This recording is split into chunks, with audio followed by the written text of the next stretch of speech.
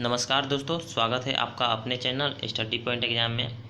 Daily current affair से related प्रश्न और जीके जीएस से प्रश्न देखने के लिए चैनल को सब्सक्राइब करें और बेल आइकन प्रेस जरूर करें। यदि जो भी मैं वीडियो अपलोड करूँ तो सबसे पहले नोटिफिकेशन आपके पास पहुंच जाए। तो आज हम बात करने वाले हैं रेलवे एनटीपीसी जो 2016 में एग्ज़ाम हुआ था 28 मार्च 2016 को, उसके प्रश्न के बारे में चर्चा करेंगे। जो प्रीवियस ईयर प्रश्न है उसके बारे में चर्चा करेंगे। तो शुरुआत करते हैं हम आज के प्रश्न के बारे में। तो देखिए, आरआरबी एनटीपीसी स्टेज 1 28 मार्च 2016 को हुआ था पेपर, उसी के बारे में आज चर्चा करेंगे। तो आज का पहला प्रश्न है, कोणार्क का मंदिर का निर्माण किसने करवाया था? तो इसका आंसर होगा नरसिंह देव प्रथम ने। कोणार्क का मंदिर का निर्माण नरसिंह देव प्रथम ने करवाया था। तो इसका हम डिटेल्स देख लेते हैं। इस मंदिर का निर्माण 13वीं शताब्दी में उड़ीसा के राजा नरसिंह देव प्रथम ने करवाया था। कोणार्क मंदिर उड़ीसा के पुरी जिले में स्थित है। यूनेस्को विश्व की धरोहर सूची में यह शामिल है कोणार्क मंदिर। और भारतीय जो रुपए है 10 रुपये के नोट पर कोणार्क मंदिर का सूर्य मंदिर का ही चित्र स्थित है। तो ये सब दोस्तों याद रखिएगा कि कोणार्क का सूर्य मंदिर का निर्माण कौन करवाया था? तो नरसिंह देव प्रथम ने। तो अब हम बात करते हैं अगला प्रश्न, प्रश्न नंबर 2। यदि एक तरंग की आवृत्ति बढ़ती है तो इसकी तरंगदैर्ध्य पर क्या असर होगा? तो इसका घटेगा। यदि एक तरंग की आवृत्ति बढ़ती है तो इसकी तरंग पर दैर्ध्य पर क्या असर होगा? तो घटता है। तो अब अगला प्रश्न है प्रश्न नंबर 3। भारत में कार्यकारी प्रमुख किसे माना जाता है? तो इसका राइट आंसर होगा प्रधानमंत्री। भारत का कार्यकारी प्रमुख प्रधानमंत्री को माना जाता है। अनुच्छेद 74 के अनुसार प्रधानमंत्री मंत्रिपरिषद का प्रधान होता है, बट राष्ट्रपति देश का संवैधानिक प्रधान होता है। ये भी याद रखिएगा कि अगर प्रश्न में दे दिया कि भारतीय संविधान के संवैधानिक प्रधान कौन होते हैं, तो वे होते हैं राष्ट्रपति। राष्ट्रपति संविधान के अनुच्छेद 52 में वर्णन है। तो अब हम बात करते हैं अगला प्रश्न, प्रश्न नंबर 4। अशोक सम्राट किसके उत्तरदायी थे? तो इसका आंसर होगा बिंदुसार के। अशोक सम्राट बिंदुसार को उत्तरदायी थे। और अशोक मौर्य साम्राज्य से संबंधित थे, जो मौर्य साम्राज्य के संस्थापक थे चंद्रगुप्त मौर्य। किस नदी को बंगाल के शोक के नाम से जाना जाता है? तो इसका आंसर होगा दामोदर नदी को। दामोदर नदी को बंगाल के शोक के नाम से जाना जाता है।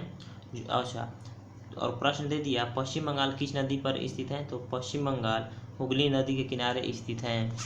तो अब अगला प्रश्न है प्रश्न नंबर 6। भारतीय संविधान में पहली बार संशोधन कब किया गया था? तो इसका आंसर होगा 1951 में भारतीय संविधान में संशोधन किया गया था। पहला संविधान संशोधन 1951 में हुआ था, जिसमें स्वतंत्रता, समानता एवं संपत्ति से संबंधित मौलिक अधिकार को लागू किए जाने का संबंधित कुछ व्यवहारिक कठिनाइयों को दूर करने का प्रयास किया गया। इस संविधान संशोधन द्वारा 9वीं अनुसूची भी जोड़ी गई थी। तो आपको प्रश्न दे दिया पहला संविधान संशोधन कब हुआ था? तो 1951 में। और 9वीं अनुसूची कब जोड़ा गया था? 1951 में ही जोड़ी गई थी, जो कि पहला संविधान संशोधन था। तो अब हम बात करते हैं अगला प्रश्न, प्रश्न नंबर 7। हमारे चंद्रमा का चक्कर लगाने वाला पहला उपग्रह कौन सा था? तो लूना 10। ये याद रखिएगा, हमारे चंद्रमा का चक्कर लगाने वाला पहला उपग्रह था लूना 10। अब अगला प्रश्न है प्रश्न नंबर 8। रॉलेट एक्ट को किस वर्ष पारित किया गया था? तो इसका आंसर होगा 1919 में रॉलेट एक्ट को पारित किया गया था। इसे काला कानून भी कहा जाता है। तो रॉलेट एक्ट 1919 में पारित किया गया था, इसे काला कानून भी कहा जाता है। कर्णम मल्लेश्वरी किस खेल से संबंधित है? तो भारोत्तोलक से, यानी कि भार उठाना। कर्णम मल्लेश्वरी भार उठाना यानी कि भारोत्तोलक से संबंधित है। कर्णम मल्लेश्वरी भारत की पहली महिला भारोत्तोलक हैं। वे ओलंपिक खेलों में कांस्य पदक जीतने वाली प्रथम महिला खिलाड़ी हैं। इसकी संबंध आंध्र प्रदेश राज्य से हैं। तो कर्णम मल्लेश्वरी भारत की महिला भारोत्तोलक हैं। वे ओलंपिक खेलों में कांस्य पदक जीतने वाले प्रथम भारतीय महिला खिलाड़ी हैं और इसका संबंध है राज्य आंध्र प्रदेश से। अब अगला प्रश्न है प्रश्न नंबर 10। महाराणा प्रताप के घोड़े का नाम क्या था? तो इनका नाम था चेतक। महाराणा प्रताप सिंह सिसोदिया उदयपुर में सिसोदिया राजपूत वंश के राजा थे और इनके घोड़े का नाम था चेतक। तो अब अगला प्रश्न है प्रश्न नंबर 11। पाकिस्तान में थार रेगिस्तान से जुड़े रेगिस्तान को क्या कहा जाता है? तो इसको वहाँ कहा जाता है चलिस्तान। और थार रेगिस्तान जो है भारत के राजस्थान में स्थित है। तो अब अगला प्रश्न है प्रश्न नंबर 12। एक डेका लीटर कितना होता है? तो 10 लीटर के बराबर होता है। एक डेका लीटर 10 लीटर के बराबर होता है, जो कि 10 की पावर 1 लिखा रहता है, इसको डेका बोला जाता है। तो अब अगला प्रश्न है प्रश्न नंबर 13। थर्मोस्कोप का आविष्कार किसे माना जाता है? तो गैलीलिया को। थर्मोस्कोप का आविष्कार गैलीलिया को माना जाता है। और अगला प्रश्न है प्रश्न नंबर 14। किस बॉक्सर को द रियल डील उपनाम से जाना जाता है? तो इवांडर होलीफील्ड को द रियल डील के उपनाम से जाना जाता है, इवांडर होलीफील्ड को। अब अगला प्रश्न है प्रश्न नंबर 15। ब्रिक्स में अक्षर बी किस देश को प्रदर्शित करता है? तो इसका आंसर होगा ब्राज़ील को। तो हम ब्रिक्स के बारे में देख लेते हैं। तो बी से होता है ब्राज़ील, और आर का अर्थ है रूस, और आई का अर्थ है इंडिया, और सी का अर्थ है चाइना, और एच का अर्थ है साउथ अफ्रीका। तो ब्रिक्स में 5 देश हैं। तो अब अगला प्रश्न है प्रश्न नंबर 16। किस गैस को मार्स गैस भी कहा जाता है? तो मीथेन गैस को कहा जाता है मार्स गैस। तो अब अगला प्रश्न है मंगल ग्रह के कितने चंद्रमा हैं? तो 2। मंगल ग्रह के 2 चंद्रमा हैं। और अगला प्रश्न है प्रश्न नंबर 18। पृथ्वी का आकार कैसा होता है? तो चपटा गोला होता है। पृथ्वी का आकार चपटा गोला होता है। धमनियाँ रक्त का वहन करती हैं, जो भारी होती हैं ऑक्सीजन उसमें भरी होती हैं। धमनियाँ जो रक्त का वहन करती है उसमें ऑक्सीजन भरा जाता है। तो अब अगला प्रश्न है साइप्रस की राजधानी है? तो साइप्रस की राजधानी है निकोसिया, और मुद्रा है यूरो, और राष्ट्रपति यहाँ के हैं तासोस पापादोपोउलोस। तो अब अगला प्रश्न है प्रश्न नंबर 21। हमारी आँखों में लेंस का क्या काम है? तो आँख की फोकस दूरी को बदलना। हमारों की आँखों की लेंस का क्या काम है? तो आँख की फोकस दूरी को बदलना। लेंस का SI मात्रक डायोप्टर होता है, यानी कि इसको D से सूचित किया जाता है, इसका सिंबल है। तो अब अगला प्रश्न है प्रश्न नंबर 22। बौद्ध गुफाओं के लिए प्रसिद्ध कार्ले किस राज्य में स्थित हैं? तो ये महाराष्ट्र में स्थित हैं। अब अगला प्रश्न है प्रश्न नंबर 23। दम्बुला का स्वर्ण मंदिर कहाँ पर पाया जा सकता है? तो ये श्रीलंका में पाया जा सकता है, दम्बुला का स्वर्ण मंदिर। अब अगला प्रश्न है प्रश्न नंबर 24। विश्व क्षय रोग यानी कि विश्व टीबी दिवस कब मनाया जाता है? तो हर साल 24 मार्च को मनाया जाता है विश्व टीबी दिवस। हैकर से क्या तात्पर्य है? तो वह व्यक्ति जो डाटा और तकनीक अनधिकृत पहुँच कर प्राप्त करने के लिए कंप्यूटर का उपयोग करता है, उसे हैकर कहा जाता है। तो अब हम बात करते हैं RRB NTPC का सेकंड शिफ्ट का प्रश्न, जो 28/3/2016 को हुआ था। तो अगला प्रश्न है प्रश्न नंबर 26। पद्म श्री से सम्मानित किए जाने वाले पहले हॉकी खिलाड़ी कौन है? तो बलवीर सिंह सीनियर हैं। तो अब अगला प्रश्न है प्रश्न नंबर 27। सर्वाधिक ऑस्कर पुरस्कार जीतने वाले पुरुष का रिकॉर्ड किसके नाम है? तो वाल्ट डिज्नी के नाम है। सर्वाधिक ऑस्कर पुरस्कार जीतने वाले वर्ल्ड पुरुष का रिकॉर्ड किसके नाम है? तो वाल्ट डिज्नी। पक्षियों के अध्ययन को क्या कहा जाता है? तो ऑर्निथोलॉजी। पक्षियों के अध्ययन को ऑर्निथोलॉजी कहा जाता है। लीवर पर वह बिंदु कौन सा है जो अपने स्थान पर स्थिर रहता है? तो यह है फलक्रम। लीवर पर वह बिंदु कौन सा है जो अपने स्थान पर स्थिर रहता है? तो फलक्रम। सौरमंडल का सबसे छोटा ग्रह कौन है? तो ये बुध है।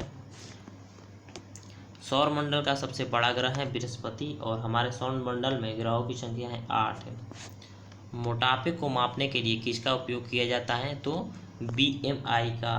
मोटापे का मापने के लिए उपयोग BMI क्या किया जाता है, यानी कि शरीर द्रव्यमान सूचकांक, यानी कि बॉडी मास इंडेक्स, इसका उपयोग किया जाता है। तो अब अगला प्रश्न है प्रश्न नंबर 32। भारत में सबसे पुराना बांध कौन सा है? तो ग्रैंड अनिकूट यानी कि कल्लानाई। यह तंजावुर जिला के तमिलनाडु में स्थित है। मूल रूप से चोल राजा करिकल्लन के शासनकाल में के दौरान यह बांध का निर्माण किया गया था। तो भारत में सबसे पुराना बांध है ग्रैंड अनीकट यानी कल्लानाई। तो अब अगला प्रश्न है प्रश्न नंबर 33। पानी के अंदर की वस्तु का पता लगाने के लिए किस यंत्र का उपयोग किया जाता है? तो ये इसका आंसर होगा सोनार का उपयोग किया जाता है। सोनार प्रसव तरंगों पर काम करती है। तो अब अगला प्रश्न है प्रश्न नंबर 34। क्षेत्रफल की दृष्टि से विश्व का दूसरा बड़ा देश कौन सा है? तो यह है कनाडा। तो क्षेत्रफल की दृष्टि से पहला सबसे बड़ा देश कौन है? तो ये है रूस। और क्षेत्रफल की दृष्टि से विश्व में भारत का स्थान कितना है? तो 7वां है। तो पहला पर है रूस, दूसरा पर है कनाडा और भारत 7वें नंबर पर है। तो अब हम बात करते हैं अगला प्रश्न प्रश्न नंबर 35। भारतीय संविधान में कितने मौलिक अधिकार का उल्लेख किया गया है? तो ये है 6। तो इसका हम डिटेल्स थोड़ा देख लेते हैं। मूल संविधान में 7 मौलिक अधिकार थे, परंतु वर्तमान में 6 मौलिक अधिकार हैं। मौलिक अधिकार को अमेरिका से लिया गया है, इसे मैग्ना कार्टा भी कहा जाता है। तो मौलिक अधिकार को अमेरिका से लिया गया है और इसे मैग्ना कार्टा भी कहा जाता है। अंतरिक्ष में जाने वाले सर्वप्रथम कुत्ते का नाम क्या था? तो इसका आंसर होगा लाइका। अंतरिक्ष में जाने वाले विश्व में प्रथम व्यक्ति कौन थे? तो ये थे यूरी गगरिन। और अंतरिक्ष में जाने वाले सर्वप्रथम कुत्ते का नाम लाइका थे। तो अब हम बात करते हैं अगला प्रश्न प्रश्न नंबर 37। किस देश का स्वतंत्रता दिवस 4 जनवरी को मनाया जाता है? तो म्यांमार को 4 जनवरी को स्वतंत्रता दिवस मनाया जाता है। तो अब अगला प्रश्न है प्रश्न नंबर 38। कंप्यूटर चिप का दूसरा नाम क्या है? तो ये है माइक्रोचिप। कंप्यूटर चिप का दूसरा नाम माइक्रोचिप है और कंप्यूटर का चिप सिलिकॉन से बना होता है। तो अब अगला प्रश्न है प्रश्न नंबर 39। 100 मिलियन किसके बराबर होता है? तो 10 करोड़ के। 100 मिलियन 10 करोड़ के बराबर होता है। भारतीय अंतरिक्ष कार्यक्रम का जनक किसे कहा जाता है? तो विक्रम साराभाई को कहा जाता है। भारतीय अंतरिक्ष कार्यक्रम का जनक विक्रम साराभाई। तो इसका डिटेल्स देख लेते हैं। विक्रम साराभाई अंतरिक्ष केंद्र इसरो का सबसे बड़ा सर्वाधिक महत्वपूर्ण केंद्र है। यह केरल के तिरुवनंतपुरम में स्थित है। तो किस ग्रह के चंद्रमा का नाम गैनीमेड है? तो बृहस्पति। किस ग्रह के चंद्रमा का नाम गैनीमेड है? तो बृहस्पति। अब अगला प्रश्न है द्रविड़ मुन्नेर कंगडम यानी कि डीएमके की स्थापना किसने की? तो CN अन्नादुरई। डीएमके की स्थापना की है CN अन्नादुरई। अब अगला प्रश्न इंटरनेशनल योगा डे कब मनाया जाता है? तो 21 जून को मनाया जाता है हर साल international yoga day. Kho kho के खेल में खेलते समय प्रत्येक टीम में कितने खिलाड़ी होते हैं? तो इसका आंसर होगा 9। तो खो खो खेल में 9 खिलाड़ी होते हैं। अब अगला प्रश्न है एशियाई खेलों में स्वर्ण पदक जीतने वाली पहली भारतीय महिला खिलाड़ी कौन थी? तो ये थी कमलजीत सिंधु। एशियाई खेलों में स्वर्ण पदक जीतने वाली पहली भारतीय खिलाड़ी थी कमलजीत सिंधु। अब अगला प्रश्न है पोलियो के टीका की खोज किसने की? जोनास साल्के। पोलियो के टीका की खोज जोनास साल्के ने की है। किस देश ने यूएस को स्टैचू ऑफ लिबर्टी भेंट दिया था? तो फ्रांस को। किस देश ने यूएसए को स्टैचू ऑफ लिबर्टी भेंट दिया? तो फ्रांस में। स्टैचू ऑफ लिबर्टी न्यूयॉर्क शहर में स्थित एक विशाल मूर्ति है। तो अब अगला प्रश्न है डॉल्फिन के समूह को क्या कहा जाता है? तो पॉड। डॉल्फिन के समूह को पॉड कहा जाता है। राइटर्स एक समाचार एजेंसी है, इसका मुख्यालय कहाँ है? तो यूके में। राइटर्स एक समाचार एजेंसी है, इसका मुख्यालय है यूके में। AQI का फुल फॉर्म क्या होता है? तो एयर क्वालिटी इंडेक्स है। तो AQI का फुल फॉर्म होता है एयर क्वालिटी इंडेक्स। तो अब हम बात करते हैं RRB NTPC स्टेज 1 यानी कि 28/3/2016 के थर्ड शिफ्ट के क्वेश्चन के बारे में देखेंगे। तो अब अगला प्रश्न है चाणक्य का अन्य नाम क्या था? तो चाणक्य का अन्य नाम विष्णुगुप्त था। चाणक्य का अन्य नाम एक और था कौटिल्य और विष्णुगुप्त था। चाणक्य का चंद्रगुप्त मौर्य के महामंत्री थे। चाणक्य चंद्रगुप्त मौर्य के महामंत्री थे। अब अगला प्रश्न है जीवन की मूलभूत इकाई क्या है? तो इसका आंसर होगा कोशिका। जीवन के संरचनात्मक एवं क्रियात्मक इकाई को कोशिका कहते हैं। कोशिका की खोज रॉबर्ट हुक ने 1665 ईस्वी में किए थे। तो अब अगला प्रश्न है प्रसिद्ध यात्री जहाज टाइटैनिक किस देश का था? तो ग्रेट ब्रिटेन। प्रसिद्ध यात्री जहाज टाइटैनिक ग्रेट ब्रिटेन से था। उत्कृष्ट नोबल धातु कौन है? तो चांदी। उत्कृष्ट नोबल धातु है चांदी। अब अगला प्रश्न है, सुभाष चंद्र बोस के पिता का नाम क्या था? तो जानकीनाथ बोस। इसका आंसर होगा सुभाष चंद्र बोस के पिता का नाम जानकीनाथ बोस था। सुभाष चंद्र बोस का जन्म 23 जनवरी 1897 ईस्वी में कटक में हुआ था। इनकी माता का नाम प्रभावती देवी था। तो अब अगला प्रश्न है, कौन सी नदी पश्चिमी घाट में निकलती है? तो कृष्णा नदी। कौन सी नदी पश्चिमी घाट में निकलती है? तो कृष्णा नदी। यह पश्चिमी घाट के पर्वत महाबलेश्वर से निकलती हैं। इसकी लंबाई 1400 किलोमीटर है। तो अब अगला प्रश्न है 57, ऑस्ट्रेलिया का सबसे अधिक घनी आबादी वाला शहर कौन है? तो यह है सिडनी। ऑस्ट्रेलिया का सबसे अधिक घनी आबादी वाला शहर है सिडनी। इसकी राजधानी है कैनबरा और मुद्रा है ऑस्ट्रेलियाई डॉलर। तो अब अगला प्रश्न है, पीछे की ओर उड़ने वाली एकमात्र पक्षी कौन है? तो ये है हमिंग बर्ड। दोस्तों ये याद रखिए क्योंकि ये सब प्रश्न आता है हर एग्जाम में, जो कि 2016 में पूछा गया है। पीछे की ओर उड़ने वाली एकमात्र पक्षी है जिसका नाम है हमिंग बर्ड। और प्लीज़ सभी साथी चैनल को सब्सक्राइब करें और वीडियो को लाइक शेयर करें और अपने दोस्तों के साथ शेयर करें। तो अब अगला प्रश्न है, ONGC का मुख्यालय कहाँ स्थित है? तो देहरादून में। ONGC का मुख्यालय कहाँ स्थित है? देहरादून में। ONGC क्या मतलब क्या है? तेल एवं प्राकृतिक गैस निगम लिमिटेड। तो इसकी स्थापना हुई थी 23 जून 1993 में। अब अगला प्रश्न है, पृथ्वी का जल चक्र किसके द्वारा संचालित होता है? तो इसका आंसर होगा सूर्य। पृथ्वी का जल चक्र किसके द्वारा संचालित होता है? तो सूर्य के द्वारा। वर्तमान में हमारे द्वारा उपयोग किए जाने वाले रासायनिक प्रतीकों की विधि किसने तैयार की है? तो बर्जीलियस ने। वर्तमान में हमारे द्वारा उपयोग किए जाने वाले रासायनिक प्रतीकों का उपयोग विधि किसके द्वारा तैयार की गई है? बर्जीलियस के द्वारा। सूर्य की ऊर्जा किस माध्यम में उत्पन्न होती है? तो परमाणु संलयन, यानी कि सूर्य की ऊर्जा किसके माध्यम में होता है? तो परमाणु संलयन के। और अगला प्रश्न है प्रश्न नंबर 63, रॉबर्ट गलब्रेथ को और किस नाम से जाना जाता है? तो JK रोलिंग के नाम से जाना जाता है रॉबर्ट गलब्रेथ को। तो अब अगला प्रश्न है, थॉमस कप किस खेल से जुड़ा है? तो बैडमिंटन से। थॉमस कप बैडमिंटन से जुड़ा। तो अब अगला प्रश्न है प्रश्न नंबर 65, पारिस्थितिकी तंत्र की संकल्पना को किसने परिभाषित किया था? तो इसका आंसर होगा आर्थर टांसले ने। तो अब अगला प्रश्न है, दिन और रात एक समान अवधि होते हैं, यह शब्द किस का उपयोग होता है? तो विषुव का। तो दिन और रात एक समान अवधि के होते हैं, यह विषुव शब्द का उपयोग होता है।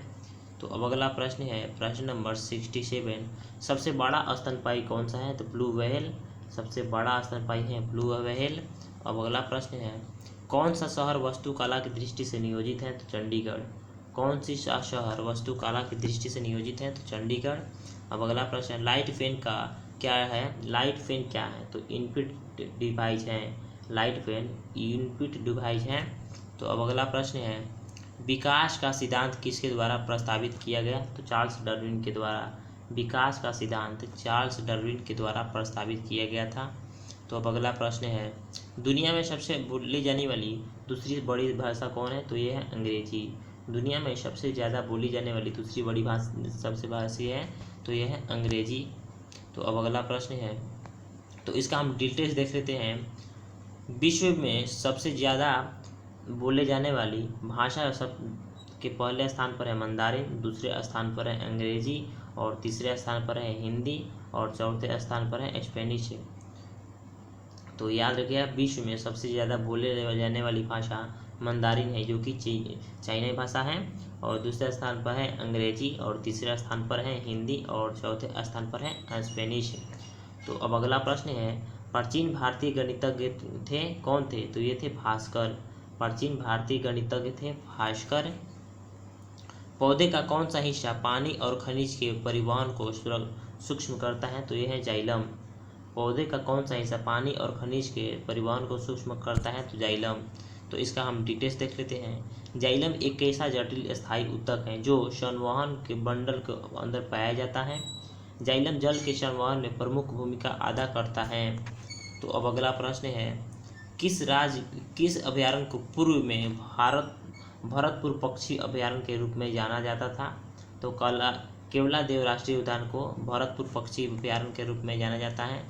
इसका हम डिटेल्स देख लेते हैं। केवलादेव राष्ट्रीय उद्यान भारत के राजधानी में स्थित है, भारत के राजस्थान में स्थित है। यह एक विख्यात पक्षी अभयारण्य है। इसको पहले भरतपुर पक्षी विहार के नाम से जाना जाता था। तो आज के लिए इतना ही प्रश्न है। और प्लीज़ सभी साथी चैनल को सब्सक्राइब कर ले जो चैनल पर न्यू है, और वीडियो को लाइक शेयर करें, अपने सभी दोस्तों के साथ शेयर करें। और जो भी साथी सिंधु घाटी सभ्यता के वीडियो नहीं देखे हैं तो जाके प्लेलिस्ट में चैनल उपलब्ध है, जाकर जरूर देखें। और वर्तमान में कौन क्या है उसके बारे में वीडियो उपलब्ध है, जाकर जरूर देखें। और आप लोगों को ये वीडियो कैसा लगा कमेंट में ज़रूर बताएं। और आज के लिए इतना ही। Thank you so much. जय हिंद, जय भारत।